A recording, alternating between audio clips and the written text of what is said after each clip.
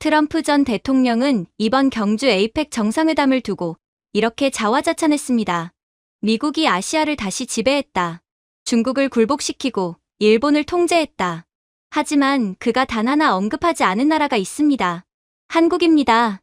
그는 한국과의 회담을 가벼운 협력이라 치부했지만 바로 그 순간 트럼프는 자신도 모르게 미국의 모든 주도권을 한국에 넘겨주고 말았습니다. 워싱턴이 승리했다고 떠드는 동안 서울은 세계 경제를 집어삼키고 있었습니다. 트럼프의 완승이라 불린 에이펙의 진짜 결과는 미국의 완패였습니다. 그렇다면 그날 경주에서 무슨 일이 있었고, 그리고 왜 트럼프가 한국에 무릎 꿇을 수밖에 없었을까요? 안녕하세요. 저는 백악관의 고위 에너지 보안 전략가인 아드리안 홀트 박사라고 합니다. 그날 밤 웨스트윙 안은 박수 소리로 가득했습니다. 에이펙 정상회담이 막 끝났고 모든 화면에는 똑같은 헤드라인이 떠 있었죠. 트럼프, 경주에서의 대승.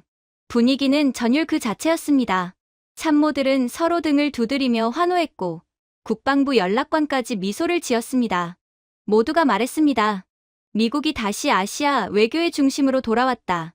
저는 상황실 끝자리에 앉아 그 광경을 지켜봤습니다. 안도감을 느껴야 마땅했지만 오히려 서늘한 한기가 등줄기를 타고 흘렀습니다. 홀트 박사님, 제 부관 마라가 서류 뭉치를 들고 다가왔습니다. 보세요. 일본이 항공우주 부품 관세를 철폐하기로 했어요. 수십억 달러 규모의 수출이 열릴 겁니다. 그녀는 성탄절 아침처럼 들뜬 표정이었습니다. 그리고 중국은요? 디지털 특허 제한을 완화했답니다. 이제 우리 반도체 기업들이 선전으로 직접 진출할 수 있다네요. 다시 한번 박수갈채가 터졌습니다. 저는 고개를 끄덕이며 조용히 말했습니다. 그래요. 완벽한 승리죠. 서류상으로는.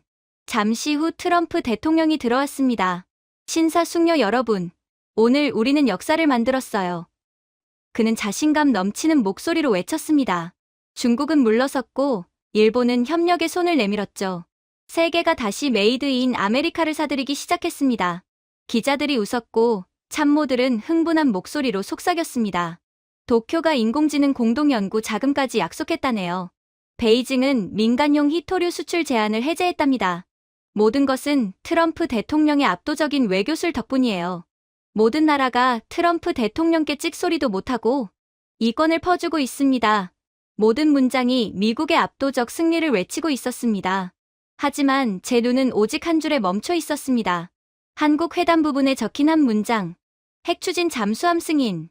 저는 잠시 눈을 의심했습니다. 마라. 이게 합법 검토를 거쳤나? 그녀가 미간을 찌푸렸습니다. 어떤 줄이요? 제가 손가락으로 가리키자 그녀는 서류를 들여다보다가 굳었습니다. 이건 원래 초안에 없던 문장이에요. 미국 관련 부서의 허가도 받지 않은 완전히 트럼프 대통령 독단적인 결정이죠.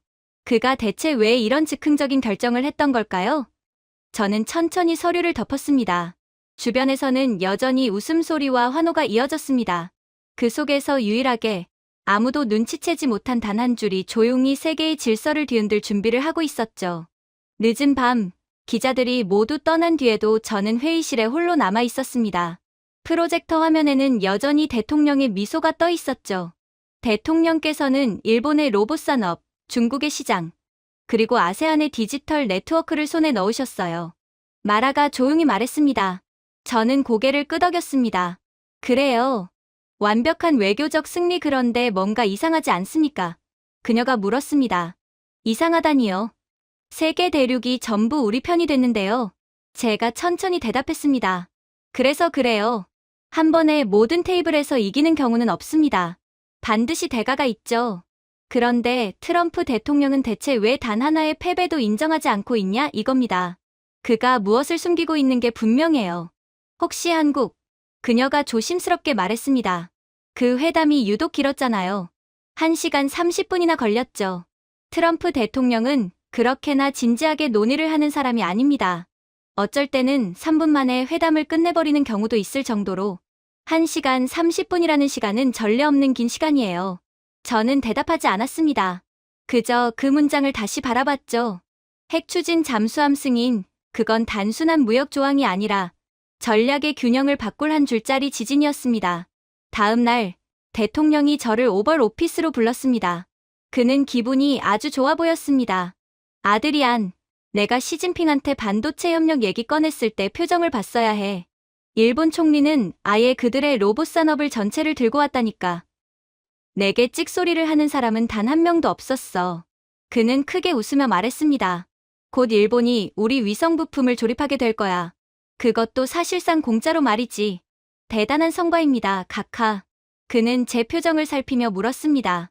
근데 자네는 그다지 기뻐 보이질 않네. 한국 회담 관련 승인이 마음에 걸립니다. 그의 미소가 살짝 굳었습니다. 아, 그거 말이지. 별거 아니야. 단순한 인센티브야. 그들이 직접 만들게 해서 의존도를 낮추는 거야. 존경하는 각하, 그 인센티브가 태평양의 질서를 흔들 수도 있습니다. 그는 웃으며 손을 저었습니다. 괜찮아, 아드리안. 이건 일자리 창출이야. 조선소가 돌아오고 한국은 우리 편에 남고 모두가 이익을 보지. 정말 모두가 이익을 볼 거라고 생각하십니까? 특히 우리가 이익을 보겠지. 그는 다시 미소 지었지만 그 미소 뒤에는 설명할 수 없는 그림자가 드리워져 있었습니다. 그가 나간 뒤 마라가 조용히 말했습니다. 대통령님은 별로 걱정 안 하시는 것 같네요. 정확합니다. 그리고 그게 문제죠. 트럼프 대통령의 실수라고 보십니까? 아니요. 제가 대답했습니다. 의도된 일일 겁니다. 다만 아직 우리가 모를 뿐이죠. 무슨 나비효과로 작용할지 말입니다. 자정이 넘어도 저는 자리를 떠나지 못했습니다. 회의실 안에는 환풍기 소리만 남아 있었죠. 저는 다시 그 문장을 읽었습니다. 이제 그 문장은 단순한 승인서가 아니라 다가올 세기의 전환점처럼 느껴졌습니다. 마라가 커피를 들고 돌아왔습니다. 무슨 뜻이라고 생각하세요? 제가 조용히 대답했습니다. 오늘 밤의 승자는 미국이 아닙니다. 네. 저는 벽에 걸린 미국의 국세를 바라보며 말했습니다. 우리가 아직 인지하지 못한 사이에 우리가 가진 승리의 주인이 바뀐 겁니다. 그 순간 저는 확신했습니다. 역사는 절대 소리치며 바뀌지 않습니다. 언제나 작은 문장 하나, 무심한 서명 하나로 조용히 방향을 바꾸죠. 그리고 바로 그 90분 동안 역사는 새로운 쪽으로 고개를 돌리고 있었습니다. 다음 날, 루즈벨트 룸의 문이 쇳소리를 내며 닫혔습니다. 대통령 핵심 참모들이 이미 자리를 잡고 있었고 테이블 위에는 서류들이 체스 말처럼 흩어져 있었습니다. 공기에는 커피 냄새와 계산된 긴장감이 섞여 있었죠. 홀트 박사님, 트럼프의 수석 전략가 헨슬리가 말했습니다. 이번 한국 핵 추진 승인 건 말입니다.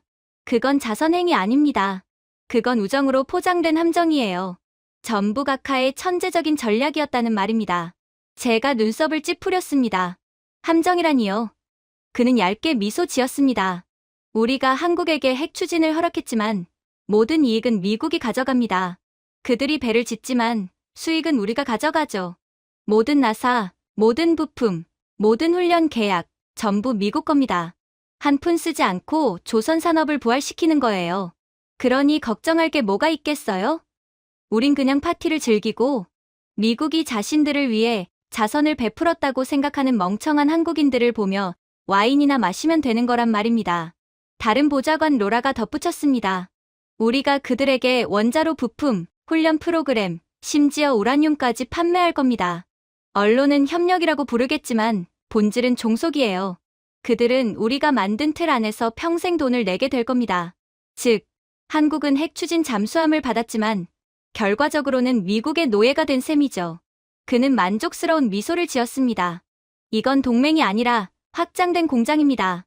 제가 몸을 뒤로 기댔습니다. 결국 한국을 위해 일하는 것처럼 만들어 놓고 실질적으론 미국이 이익을 보는 구조군요. 정확합니다. 헨슬리가 자랑스럽게 말했습니다. 협력을 통한 억제, 세련된 전략이죠. 그는 전략적 의존성 상쇄라고 적힌 폴더를 두드렸습니다. 그들이 우리 낡은 원자로 기술을 흡수하면 우리는 그걸 다시 미국 브랜드로 라이선스할 겁니다. 그들은 너무 깊이 얽혀 있어서 절대 벗어날 수 없어요. 제가 그를 바라보다가 천천히 말했습니다. 어제의 기술에 인생을 걸고 계시네요. 그의 미소가 사라졌습니다. 무슨 뜻입니까? 즉, 제가 대답했습니다. 당신들은 한국이 아직 우리 기술이 필요하다고 착각하고 있다는 뜻이죠. 회의실이 순식간에 조용해졌습니다. 로라가 강하게 말했습니다. 한국에는 아직 우리가 필요합니다. 추진 제어 알고리즘은 우리밖에 못 만들어요. 당신이 더 잘 아시지 않습니까? 제가 조용히 한숨을 쉬었습니다. 누군가 이미 만들었습니다. 그리고 훨씬 더 작고 효율적인 방식으로요. 저는 얇은 서류 하나를 밀어냈습니다. 이건 울산해군연구소 보고서입니다. 미세원자로 논리를 기반으로 한 폐쇄형 추진 제어 시스템을 완성했어요. 특허도 필요 없고 미국 기술보다 빠릅니다. 즉, 당신들은 한국이라는 호랑이의 날개를 달아준 꼴이고 한국은 절대로 우리의 노예가 되지 않을 거라는 말입니다. 헨슬리가 비웃었습니다. 불가능합니다. 그들에겐 그런 역량이 없어요. 없다고요? 제가 침착하게 말했습니다. 작년에 세계 고효율 LNG 운반선의 40%를 한국이 만들었습니다. 그리고 그 추세는 더욱더 증가하고 있죠. 심지어 조선소 오차율은 0.1% 미만이에요. 그건 단순한 능력이 아니라 정밀함의 정의입니다. 로라가 고개를 저었습니다. 그래도 우라늄은 우리가 쥐고 있잖아요. 제가 미소 지었습니다. 그럴 줄 알았어요. 하지만 한국은 이미 카자흐스탄과 20년 장기 연료 계약을 맺었습니다. 그리고 그들의 농축 장비는 이제 컨테이너 크기예요. AI가 제어하고 언제 어디서든 가동 가능합니다. 제재? 불가능하죠. 찾을 수도 없으니까요. 회의실 공기가 무겁게 가라앉았습니다. 헨슬리가 마침내 말을 꺼냈습니다. 좋아요. 그들이 효율적이라고 쳐요. 그래서 뭐죠? 미국은 여전히 브랜드와 수출 권리를 쥐고 있습니다. 세계가 듣는 이야기는 우리 거예요. 제가 고개를 저었습니다. 이야기로 배가 움직이진 않습니다. 기술이 움직입니다. 그리고 한국의 기술은 매년 쌓이지만 우리의 기술은 녹슬고 있죠. 혁신하려고 하지 않고 자꾸만 어렵고 손이 많이 가는 까다로운 기술은 한국에 의존하지 않습니까? 로라가 목소리를 높였습니다. 당신 말대로라면 대통령이 실수했다는 겁니까? 아니요, 제가 답했습니다.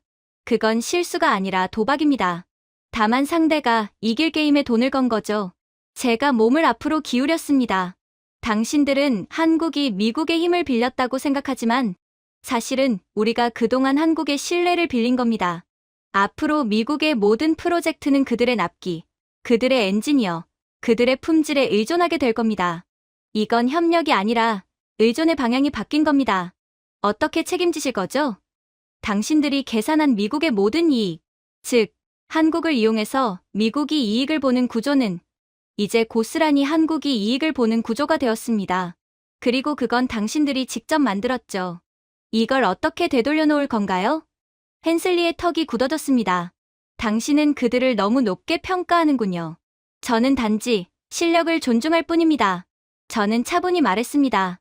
한국은 생존을 위해 기술을 개발했고 말이 아니라 결과로 증명하죠.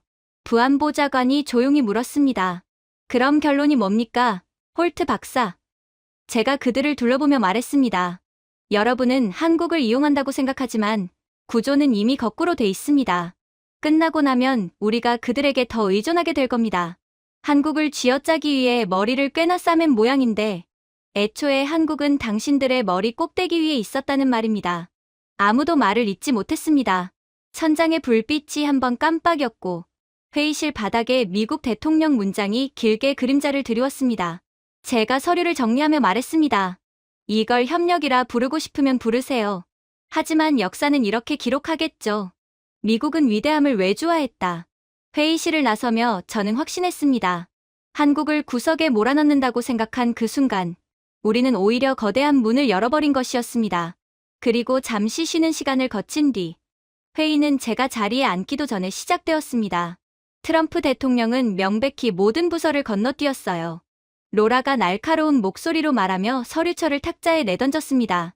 에너지부 검토도 없고 국방부 메모도 없고 국무부 승인도 없었습니다. 단 한 통의 전화만 있었죠. 에어포스원에서 승인한다. 그게 전부예요. 그녀가 저를 노려보았습니다. 홀트 박사님, 당신은 대통령과 함께 일했잖아요. 도대체 왜 그렇게 서둘러 결정한 거죠? 저는 잠시 침묵했습니다. 그 사이 다른 이들이 서로 다른 추측을 쏟아냈습니다. 유산을 남기려는 거야.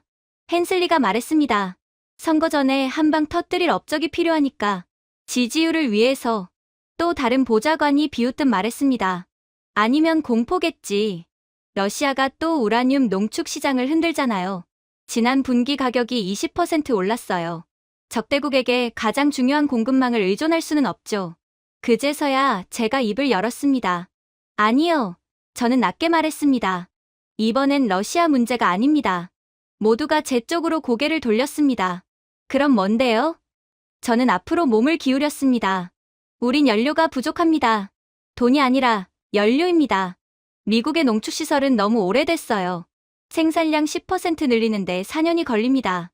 하지만 한국은 1년이면 됩니다. 부안보좌관이 미간을 찌푸렸습니다. 그럼 대통령이 농축을 한국에 외주 주기 위해서 한국의 핵 무장을 허가했다는 겁니까? 어떤 면에서는 그렇습니다. 제가 대답했습니다. 그는 생존을 외주 주고 있는 거예요. 로라가 팔짱을 끼며 비웃었습니다. 말도 안 되죠. 미국이 한국 없으면 생존을 못한다고요? 반대로 말씀하신 것 아니에요. 한국이야말로 평생을 미국의 우산 아래 살아왔잖아요. 그래요? 제가 되물었습니다. 그럼 왜 우리 원전 부품의 절반이 부산에서 오죠? 왜 태평양 전력망 케이블은 한국 기업이 설치했을까요? 미국 기업은 품질 검사조차 통과하지 못했습니다. 트럼프는 이걸 알아요. 우린 기술이 아니라 그들의 속도를 원하고 있는 겁니다. 헨슬리가 끼어들었습니다. 그럼 시간을 사는 거군요. 정확히요. 제가 고개를 끄덕였습니다. 트럼프가 한국의 핵 추진 잠수함 개발을 허가해준 것은 한국을 평행선으로 만들기 위한 숨은 전략인 겁니다. 전략적 동맹으로 포장된 또 하나의 미국 공급망이라고 할 수 있죠. 우리가 생산하지 못하는 연료와 부품을 한국이 대신 만듭니다. 겉으론 자주국가 협력처럼 보이지만 실제론 한국은 미국의 숨통이에요. 로라가 냉소적으로 웃었습니다. 그럼 결국 또 지렛대군요. 우리가 만들게 하고 주도권은 우리가 쥔다. 아니요. 제가 단호히 말했습니다. 이젠 아닙니다. 우린 이미 이야기를 잃었어요. 먹여주는 손을 통제한다고 말할 수는 없잖아요. 회의실이 조용해졌습니다. 결과적으로 트럼프 대통령은 한국에 대한 핵 무장을 승인할 수밖에 없었습니다. 제가 말을 이었습니다. 공급망이 이미 동쪽으로 기울고 있었어요. 한국의 원자로는 미국의 것보다 빠르고 저렴하고 국제 안전 기준도 충족합니다. 우리는 1995년 이후로 한 번도 그 기준을 갱신하지 않았습니다. 대통령은 한국을 능가한 게 아니라 물리와 일정에 항복한 겁니다. 헨슬리가 목소리를 높였습니다. 그럼 왜 공개적으로 발표했죠? 숨길 수도 있었잖아요. 시장 때문입니다. 제가 대답했습니다. 힘을 가장하면 시장이 안심하거든요. 협력으로 포장하면 리더십처럼 보이죠. 지금 전 세계 반응을 좀 보세요. 한국이 핵 추진 미사일을 개발하게 되었다고 해서 난리를 치는 국가들이 있나요? 아무도 없죠. 전부 절대 강자인 트럼프가 목적이 있어서 한국에 그러한 허가를 준 것으로 생각이기 때문이에요. 하지만 그건 리더십이 아니라 항복을 전략으로 포장한 겁니다. 한국만 이익을 보는 거죠. 전 세계적인 반발 없이 한국은 착하고 깨끗한 이미지만 챙기면서 조용히 핵 개발을 시작하게 되거든요. 부정적인 이미지는 전부 트럼프가 뒤집어 쓰겠죠. 로라가 인상을 찌푸렸습니다. 당신 말은 우리가 약하다는 거군요. 제가 그녀의 시선을 정면으로 마주했습니다. 그렇습니다. 미국 해군의 차세대 잠수함은 한국의 용접 알고리즘 없이는 출항조차 못합니다. 해군 드론엔 한국산 리튬 배터리가 들어가고 미사일 냉각 밸브도 한국 제품이에요. 이제 남은 게 뭘까요? 순수한 메이드 인 아메리카가 남아있긴 합니까? 전부 한국이 만들고 미국이 하는 일이라곤 그냥 메이드 인 아메리카 스티커를 붙이는 역할만 맡았을 뿐이죠. 그게 지금은 미국이 강하니까 통하겠지만 이젠 한국이 궤도에 진입하면 미국은 스티커를 붙이는 역할마저 못한 채 패권을 잃고 궤도 밖으로 쫓겨나게 될 겁니다. 그리고 그 시작은 트럼프 대통령의 한국에 대한 핵 무장 허용이 되겠죠. 아무도 대답하지 않았습니다. 침묵이 곧 인정이었습니다. 잠시 후 부안보좌관이 낮게 말했습니다. 그래도 한국이 핵무장국이 되면 정당성은 우리한테 의존하지 않겠습니까? 이젠 아닙니다. 제가 단호히 대답했습니다. 그들은 이미 20년간 조용히 준비했습니다. 중립을 유지하면서도 필수적인 나라가 됐어요. 그들이 핵을 갖게 되면 고립되는 게 아니라 오히려 인정받게 될 겁니다. 왜냐면 세상이 이미 그들의 기술을 사고 있으니까요. 저는 천천히 일어나 서류를 정리했습니다. 당신들은 이걸 대담한 리더십이라 부르겠죠. 제가 창문을 바라보며 말했습니다. 하지만 제 눈엔 조용한 항복으로 보입니다. 우리는 한국의 부상을 허락한 게 아닙니다. 이미 현실을 인정했을 뿐이죠. 로라가 낮게 속삭였습니다. 결국 트럼프는 정말로 선택의 여지가 없었군요. 한국의 핵무장을 허용해주는 수밖에 없었어요. 제가 고개를 끄덕였습니다. 없었죠. 그는 한국이 필요로 하는 원자로보다 한국의 원자로를 더 필요로 했습니다. 회의실 중앙에 대통령 문양의 햇빛이 비쳤습니다. 우리는 방금 미래를 허가했습니다. 제가 조용히 말했습니다. 그리고 그 계약서의 주소는 워싱턴이 아니라 서울입니다. 아무도 말을 잇지 못했습니다. 시계 초침 소리마저 멈춘 듯했어요. 그때 저는 확실히 깨달았습니다. 미국은 한국에게 길을 내준 게 아닙니다. 그저 이미 끝난 경주를 뒤늦게 인정한 것뿐이었습니다. 그날 새벽, 제 책상 위에 한 장의 메모가 도착했습니다. 대통령 지시문 모든 해결료 이송은 미국의 감독하에 진행된다. 굵은 글씨로 쓰여 있었죠. 저는 문서를 훑어보았습니다.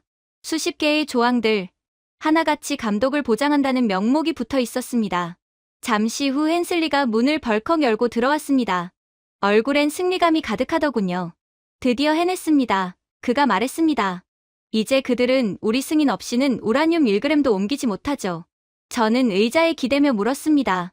그게 자랑스럽습니까? 물론이죠. 그는 자신있게 대답했습니다. 7비조항은 우리가 검사권을 가지게 하고 9시조항은 모든 원자로 운송을 우리 방위 서버에 기록하게 합니다. 그리고 12조항, 제가 가장 좋아하는 부분인데요. 그들이 원자로 데이터를 우리 위성으로 실시간 전송해야 합니다.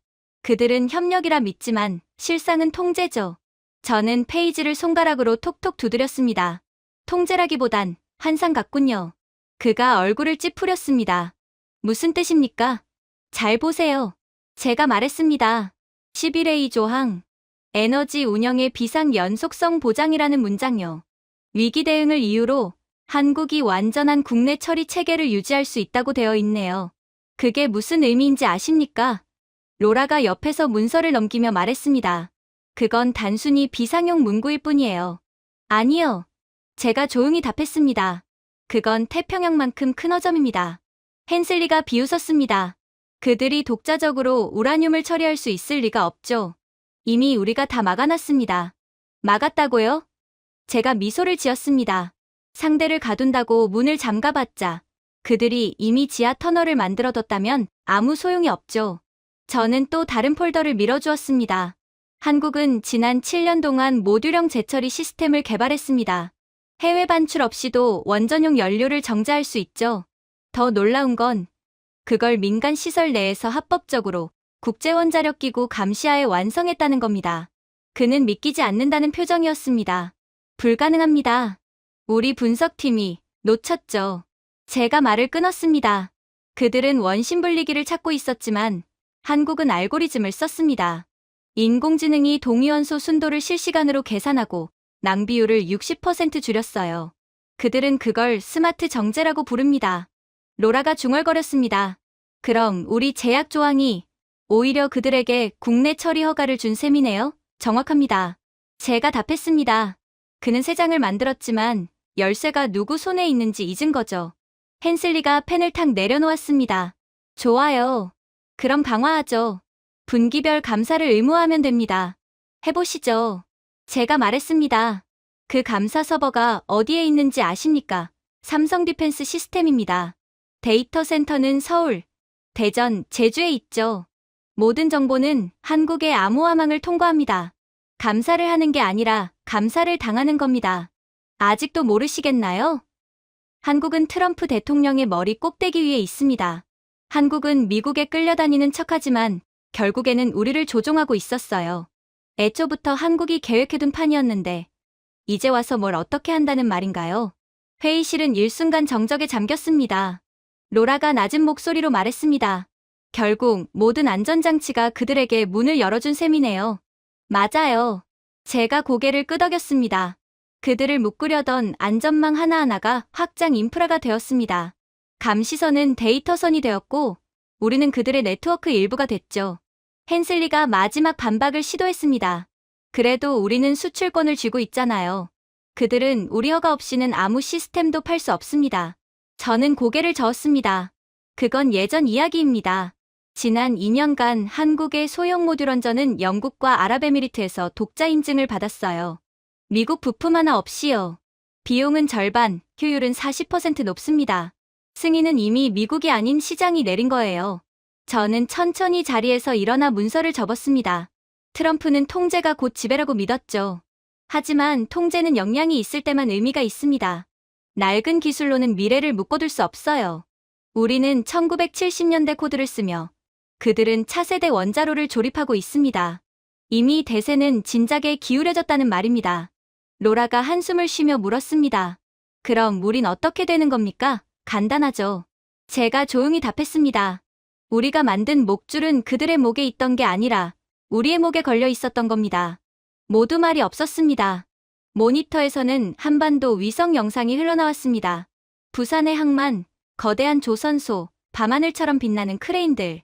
저는 손가락으로 화면을 가리켰습니다. 트럼프 대통령은 그들을 가뒀다고 믿습니다. 제가 낮게 말했습니다. 하지만 진실은 이미 그들은 자유롭게 걷고 있고 우리가 그 문 앞에 서 있을 뿐이죠. 다음 날 도착한 버지니아 해군 에너지 연구소의 복도는 금속 냄새와 먼지로 가득하더군요. 두꺼운 유리 뒤에서는 낡은 원자로들이 윙윙 소리를 내며 돌아가고 있었고 제어 패널의 불빛은 마치 지난 세기의 잔재처럼 깜빡이고 있었습니다. 헨슬리가 팔짱을 낀 채 제 옆을 걸었습니다. 직접 보면 알 겁니다. 그가 말했습니다. 이번 프로토타입은 모든 비판을 잠재울 거예요. 저는 대답하지 않았습니다.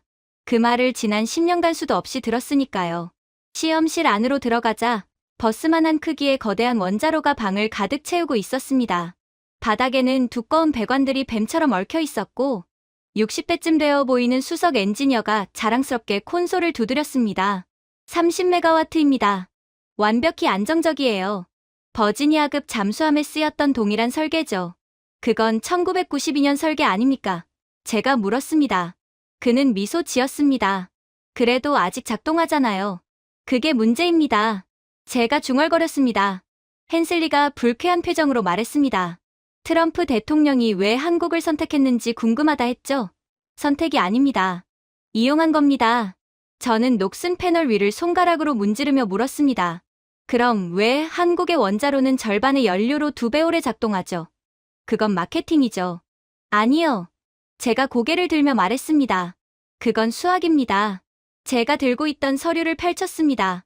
한국의 마이크로 모듈형 코어는 열효율이 47%입니다. 우리의 최대효율은 22%에 불과하죠. 그들은 9개월 만에 완전한 가동 상태에 도달하지만 우리는 42개월이 걸립니다. 그들의 냉각 시스템은 컨테이너 한 대에 들어가지만 우리는 조선소 하나가 필요합니다. 그들은 우리가 과대 설계한 걸 축소 혁신으로 바꿨습니다. 헨슬리가 비꼬듯 말했습니다. 그래도 우리는 안전성 면에선 선두잖아요. 정말 그럴까요? 제가 조용히 물었습니다. 최근 4개의 미국 원자로 프로토타입은 900도에서 열안정성 테스트에 실패했습니다. 반면 한국의 실험은 1400도까지 버텼죠. 이건 기술의 문제가 아니라 태도의 문제입니다. 그들은 멈출 수 없으니까 계속한 겁니다. 옆에 있던 엔지니어가 한숨을 쉬었습니다. 우리는 예산, 정치, 그리고 지원이 있었죠. 그러나 한국은 절박함이 있었습니다. 저는 고개를 끄덕였습니다. 바로 그겁니다. 헨슬리가 코웃음을 쳤습니다. 그래서 이제 그들을 존경이라도 해야 한다는 겁니까? 존경이 아니라 의존입니다. 제가 대답했습니다. 그들의 원자로는 소형화되어 단 한 대의 보급선으로 잠수함 전단 전체를 운영할 수 있습니다. 반면 우리는 아직 1978년에 깐 전력선을 수리하면서 버티고 있죠. 그는 머리를 쓸어넘기며 물었습니다. 그럼 왜 일본이 아니라 한국입니까? 일본도 제조 강국이잖아요. 일본은 20년 전부터 안전한 범위 안에서만 혁신합니다. 제가 끊었습니다. 한국은 부서질 때까지 시도하죠. 차이는 바로 그겁니다. 제가 또 다른 도표를 꺼냈습니다. 그들의 연구 프로토타입 주기는 평균 11개월입니다. 우리는 47개월이 걸립니다. 그들의 군수용 합금 불량률은 0.2%, 우리는 1.8%예요. 100개의 부품 중 99개가 한 번에 통과되지만 우리는 82개밖에 안 됩니다. 헨슬리가 억지로 웃으며 말했습니다. 그래봐야 효율적일 뿐이죠. 그게 뭐 대단합니까? 효율이 바로 전쟁의 승리입니다. 제가 단호히 말했습니다. 총 한 발 쏘지 않고 세상을 움직이는 힘이죠. 한국의 조선소는 우리보다 3배 빠르고 트럼프는 그래서 선택의 여지가 없었습니다. 동맹을 건설할 수 없으니 외주로 돌린 거죠. 엔지니어가 낮은 목소리로 말했습니다. 우리는 크게 꿈꿔서 선도했지만 그들은 작게 완성해서 앞서갑니다. 그의 말은 고백처럼 공기 속에 가라앉았습니다. 저는 관찰창 너머 느리게 맥동하는 낡은 원자로를 바라보았습니다. 우리는 안전하다고 느낀 날 혁신을 멈췄습니다. 제가 말했습니다. 그들은 단 한 번도 안전하다고 느낀 적이 없었죠. 그래서 계속 나아간 겁니다. 헨슬리가 중얼거렸습니다. 그럼 결국 한국만이 이 프로젝트를 완수할 수 있다는 건가요? 제가 그를 바라보며 답했습니다. 그렇습니다. 그들의 추진 코어는 낡은 설계도나 외부 공급망에 의존하지 않습니다. 모든 나사, 코드 한 줄, 냉각 채널 하나까지 전부 스스로 만들었죠. 그건 기술이 아니라 독립을 금속으로 구현한 겁니다. 그제야 그의 얼굴에 서서히 깨달음이 스며들었습니다. 저는 낮은 목소리로 말했습니다. 우리가 한국을 동맹이라 부르는 이유는 이제 단 하나예요. 그들이 우리보다 뛰어나기 때문이죠. 뒤편의 낡은 원자로가 낮게 울렸습니다. 마치 패배를 인정하는 듯이요. 저는 문을 향해 걸으며 마지막으로 말했습니다. 트럼프는 그들에게 권한을 준 게 아닙니다. 우리의 한계를 인정한 겁니다. 하지만 트럼프 팀은 멈추지 않았습니다. 그들은 자신들의 실수를 인정하기보다 합리화하는 쪽을 선택했거든요. 그날 아침 백악관 오벌룸 브리핑은 정책 회의라기보다 주식 파티에 가까웠습니다. 스크린에는 빨강과 초록이 번쩍였고 트럼프의 한 고문이 소리쳤습니다. 보세요. 헬리오스 리액터 주가가 40%나 올랐습니다. 미국 에너지가 돌아왔어요. 회의실에 박수가 터졌습니다. 심지어 재무장관도 웃으며 말했습니다. 시장이 우리를 다시 믿고 있습니다. 저는 팔짱을 끼고 중얼거렸습니다. 시장은 애국심이 아니라 이익을 믿죠. 하지만 아무도 듣지 않았습니다. 헨슬리가 샴페인 잔을 들며 말했습니다. 이건 대통령의 승리입니다. 우리가 서울을 능가했어요. 그들이 만들고 우리가 판다. 결국 박사님의 의심은 기우일 뿐이었어요. 웃음소리가 터졌습니다. 하지만 저는 그들이 보지 못한 것을 봤습니다. 스크린 하단을 흐르는 주식 코드들이었죠. 가장 큰 상승세를 보인 것은 헬리오스나 웨스트코어 같은 미국 원자로 대기업이 아니었습니다. 한일 시스템즈 USA, 대성 파워텍 글로벌, 뉴로코어 아날리스틱스 모두 한국계 자회사들이었고 조용히 나스닥에 상장되어 있었습니다. 이상하군요. 제가 말했습니다. 미국의 주가 랠리가 이상하게 이중 언어로 보이네요. 로라가 눈살을 찌푸렸습니다. 그건 단순 하청업체잖아요. 정말요. 제가 재무부 데이터 화면을 열었습니다. 그 하청업체들이 지난 48시간 동안 헬리오스 부품 계약의 78%를 가져갔습니다. 회의실이 순간 조용해졌습니다. 헨슬리가 억지 웃음을 지었습니다. 그들은 그냥 계약업체일 뿐입니다. 설계와 특허는 우리가 갖고 있잖아요. 저는 노트북을 그에게 돌려주며 말했습니다. 특허는 지난달에 재등록되었습니다. 기술협정 구조에 이중 등록 조항이 있었죠.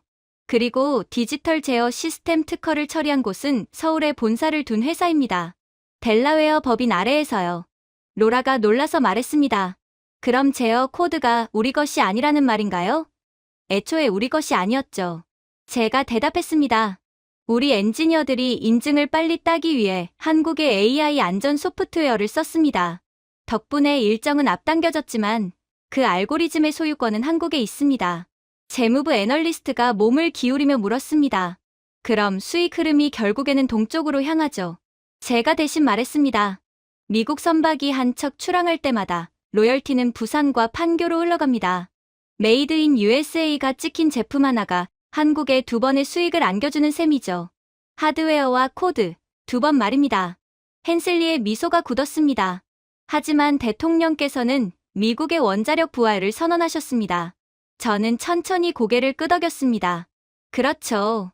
하지만 부활이란 게 DNA가 남의 것이라면 좀 복잡하죠. 애널리스트가 전 세계 공급망 지도를 띄웠습니다. 태평양을 가로지르는 파란 선들이 혈관처럼 보였습니다. 2분기쯤이면 그녀가 속삭였습니다. 우리 조선소들은 완전히 한국산 원자로 설계로 움직이는 선박을 조립하게 됩니다. 맞아요. 제가 말했습니다. 냉각 시스템부터 신경영 제어 AI까지 모든 핵심 부품이 한국산이죠. 로라가 관자놀이를 문질렀습니다. 그럼 주가 상승은 아무 의미가 없네요. 의미는 있죠. 제가 건조하게 말했습니다. 시장에선 이제 미국의 최고 투자처는 한국이라는 걸 깨달았다는 의미니까요. 헨슬리가 책상을 내리쳤습니다. 그럴 리 없습니다. 우리 법은 국방 인프라에서 외국 지배를 금지하고 있어요. 제가 한숨을 쉬었습니다. 맞습니다. 하지만 이번 계약은 국방 기술이 아니라 상업 기술로 분류됐습니다. 즉, 한국은 제도를 뚫은 게 아니라 정의를 바꾼 겁니다. 한동안 아무 말도 없었습니다. 결국 트럼프 내각이 아무리 한국의 핵 무장 허용을 합리화해도 모든 지표를 한국을 가리키고 있었고 트럼프의 축배는 그저 눈 가리고 아웅일 뿐이었던 거였습니다. 그렇게 마지막 고위 관료 회의에서 펜타곤 회의실은 차갑고 정적했습니다. 벽면에는 성조기가 걸려 있었고 책상 위에는 비밀 문서가 가지런히 놓여 있었습니다. 제목에는 이렇게 적혀 있더군요. 한미 핵 협력 기술 의존성 평가 보고서. 아무도 먼저 말을 꺼내지 않았습니다. 대신 공기 속에는 묵직한 불안이 흘렀습니다. 매튜스 장군이 침묵을 깼습니다. 이게 다입니까? 지금 미국이 한국보다 뒤처졌다는 것을 믿으라는 겁니까? 저는 천천히 숨을 내쉬었습니다. 뒤처진 게 아닙니다, 장군님. 의존하고 있습니다. 그 한마디가 공기 속의 연기처럼 떠돌았습니다. 누구도 반박하지 못했습니다. 저는 스크린을 가리켰습니다. 지난 30년 동안 우리 국방기술은 같은 특허를 재탕했습니다. 웨스팅하우스, GE, 록히드, 이 세 이름은 늘 바뀌지 않았습니다. 우린 그걸 현대화라 불렀죠. 하지만 실제로는 반복이었습니다. 옆에 앉은 장군이 미간을 찌푸렸습니다. 과장이군요. 과장일까요? 제가 클릭하자 새로운 그래프가 떴습니다. 2000년부터 2025년까지 미국이 등록한 새로운 원자로 특허는 312건입니다. 한국은 2870건을 등록했죠. 9배 차이입니다. 그중 72%가 실제 상용화됐습니다. 우리는 18%에 불과합니다. 회의실이 술렁였습니다. 그럴 리가 없어요. 누군가 중얼거렸습니다. 저는 그에게 사실로 맞섰죠. 공식 보고입니다. 저는 말을 이었습니다. 트럼프 대통령의 진짜 목적은 너그러움이 아닙니다. 절박함이었습니다. 한국의 핵 추진을 합법화한 이유는 미국의 기술적 의존을 전략으로 포장하기 위해서였죠. 어쩔 수 없는 선택이자 주도권이 한국으로 넘어가는 순간이란 말입니다. 매튜스 장군이 몸을 앞으로 숙였습니다. 그럼 이 모든 게 계획적이었다는 겁니까? 그렇습니다. 제가 고개를 끄덕였습니다. 그는 공개적으로는 한국을 강화하면서 비공식적으로는 통제하려 했죠. 잠시 멈춘 뒤 제가 조용히 말했습니다. 하지만 그 계획은 완벽히 역전되었습니다. 새로운 차트가 나타났습니다. 2030년 세계 핵 에너지 수출 수지 예측 한국 플러스 1조 2천억 달러, 미국 마이너스 3,400억 달러. 그는 미국의 핵 영향력을 확장하려 했습니다. 제가 말했습니다. 하지만 결과적으로 세계 최초의 한국 주도 핵 동맹을 만들어버린 셈이죠. 한참모가 속삭였습니다. 그럼 통제권은 완전히 넘어간 건가요? 그렇습니다. 제가 대답했습니다. 한국은 세계 소형 원자로 시장의 63%를 장악했습니다. 폴란드, 이집트, 핀란드, 그리고 우리 해군까지 한국 기술로 움직이고 있습니다. 매튜스 장군이 턱을 굳혔습니다. 그럼 의회엔 뭐라고 보고해야 하죠? 진실을 말하십시오. 제가 대답했습니다. 우리는 관료주의 아래에서 혁신을 시도했고 그들은 압박 속에서 혁신을 성취했습니다. 그게 차이입니다. 저는 서류를 닫고 주위를 둘러보았습니다. 과거를 지키면서 미래를 요구할 순 없습니다. 그들은 훔친 게 아니라 우리가 멈춘 곳에서 계속 걸었습니다. 아무도 대답하지 않았습니다. 프로젝터의 윙윙거리는 소리만이 조용히 방 안을 채웠습니다. 저는 서류를 정리하며 자리에서 일어났습니다. 신사 여러분, 제가 마지막으로 말했습니다. 이건 한국이 우리의 성공을 훔친 게 아닙니다. 우리가 놓친 미래를 그들이 완성한 것입니다. 아무도 반박하지 않았습니다. 진실은 이미 제 말보다 더 크게 울리고 있었습니다. 그리고 그날 밤, 저는 워싱턴의 창가에 서 있었습니다. 도시의 불빛은 희미했지만 제 스크린 속 서울의 시장 지표는 밝고 오르고 멈추지 않았습니다. 역사는 이 계획이 성공했다고 기록하겠죠. 제가 중얼거렸습니다. 하지만 역사책은 그 성공이 누구의 것인지는 말하지 않을 겁니다. 제가 준비해온 내용은 여기까지입니다. 끝까지 시청해주셔서 진심으로 감사드리며 여러분들의 구독과 좋아요, 알림 설정은 영상 제작에 큰 힘이 됩니다. 이상 세모튜브였습니다.